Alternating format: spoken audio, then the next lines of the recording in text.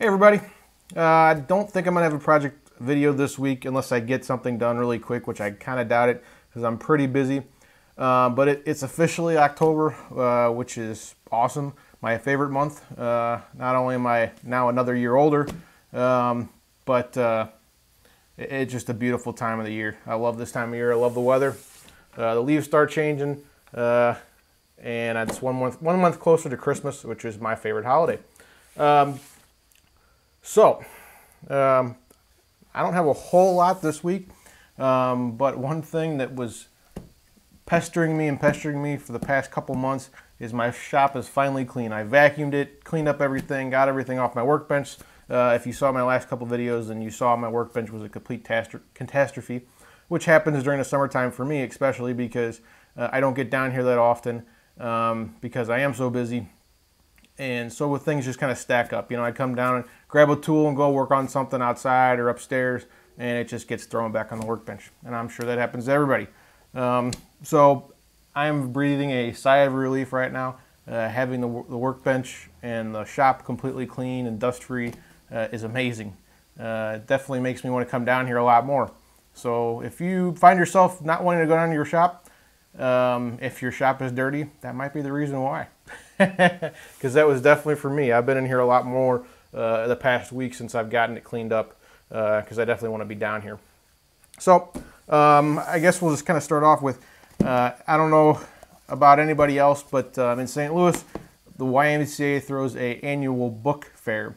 They have seriously over 1 million books, used books and magazines that they sell for pretty cheap.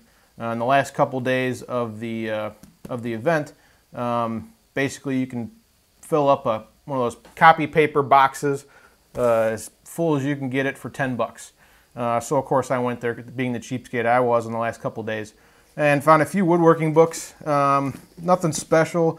I just kind of picked them up because they were woodworking. Figured they'd be good to peruse during the wintertime when I'm stuck inside. But this is a pretty old one. I'm not exactly sure when it's from. Looks like it's probably the 80s, maybe 70s.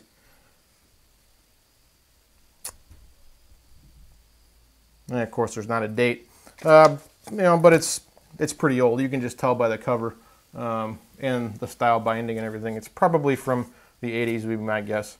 But you know, it's furniture refinishing, so I figured hey, there might be a couple of old time tricks in here that aren't used anymore that I might like to try. So I got 4 actual books and a buttload of magazines, everything from Woodworker's Journal, a couple of shop notes,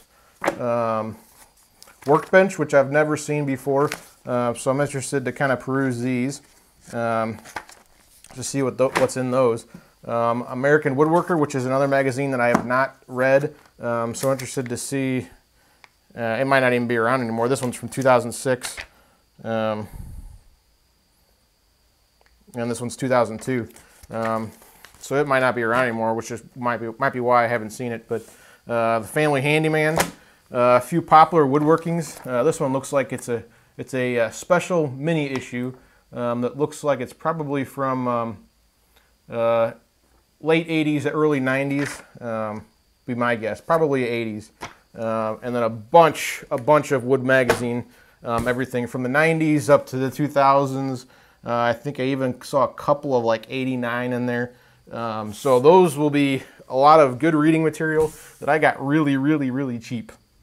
Because obviously this isn't a whole box full. My wife filled up quite a few spaces with her stuff, but definitely well worth the 10 bucks that I spent. You know, even if I get a couple projects out of it, then it was definitely well worth it. Magazine subscriptions are expensive, so even though I have a couple, getting some of the past issues is hard to do sometimes. So that was something, definitely a good find. So if you have something like this in your area, I definitely suggest going and checking it out for some really cheap reading material. Especially for me during the wintertime is when I'm sitting on the couch a lot and reading. I'm not outside doing yard work and stuff like that, so I need stuff to fill my time. So other than that, I did cut up that big bur oak that you saw a few months ago. I cut this up a couple months ago and I'm getting ready to slab it out into actual slabs. It's dried. It has cracked quite a bit. Even though I did put some anchor seal on it, it cracked quite a bit. But this is the blank that I'm probably going to use most of my pen blanks out of, that I owe the guy for giving me this piece of burr oak for McBain. So getting ready to slab that up, and hopefully it'll be somewhat dry here in a month or two, and I can do my pens for payment for him. Other than that, I think that's about it.